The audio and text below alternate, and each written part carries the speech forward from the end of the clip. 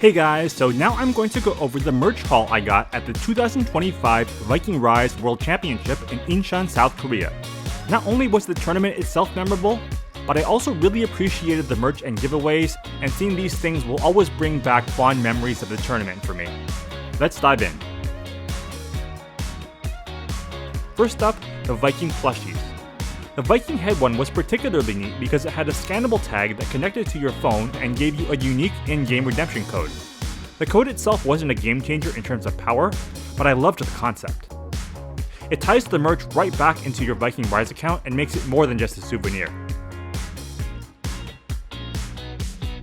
Next, the scratch-off cards. These came from the minigames you played at the event, and each one unlocked in-game rewards. The in-game rewards weren't amazing, but I honestly had a ton of fun trying to win as many of these as I could through the in-person minigames. It was a smart way to make the event interactive and connect to your in-game experience. Third, the official Viking Rise hat and t-shirt. The hat has the Viking Rise logo stitched across the front, and the shirt features a design with Harald Sigurdsson from Vikings Valhalla worked right into the logo. The quality of both was beyond solid. These definitely were not cheap throwaway freebies. Fourth, the stickers. Now, I know these are just stickers, but honestly, they were kind of a big deal for me. That's because they weren't just generic Viking Rise characters. They featured Vikings Valhalla characters including Harald Sigurdsson and Freydis Eriksdottir. The cartoon-style art is based on the in-game emojis, so if you've played Viking Rise, you'll instantly recognize many of these expressions and designs. As someone who really appreciates the show, even Valhalla, these hit home for me. Fifth, the official Viking Rise 2025 Championship pin. What stood out is that it came in this nice looking black presentation box with the Viking Rise and IGG logo stamped in gold. Inside, the pin nicely shows off the official event logo. Despite it just being a pin, it feels less like a freebie and more like a proper keepsake marking the event. And finally, the OC0hjkh gift certificates. These were easily the highest value items. As you may have seen in my previous video, OC0hjkh is one of Korea's luxury shopping malls.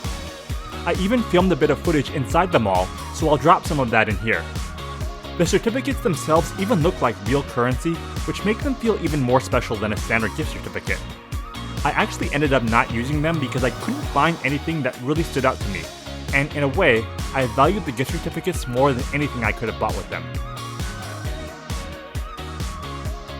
On top of those 6 highlights, they also threw in some extras, like thundersticks, tea, pins, even Trolley sour gummy worms, which I ended up saving for my kids back home.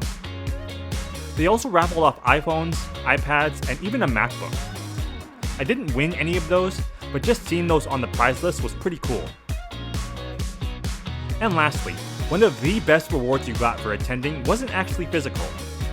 Every attendee actually received $1,000 worth of in-game purple crystals just for attending. Purple crystals are one of the rarest and most valuable currencies in Viking Rise. With these purple crystals in tow right after the event, I pretty much went on an in-game shopping spree. Just look at how many totems I have now. Overall, I thought the 2025 Viking Rise World Championship was a blast, and the merch haul was solid as well. It was definitely more than worth the ticket price, and it'll be a nice way to remember the championship.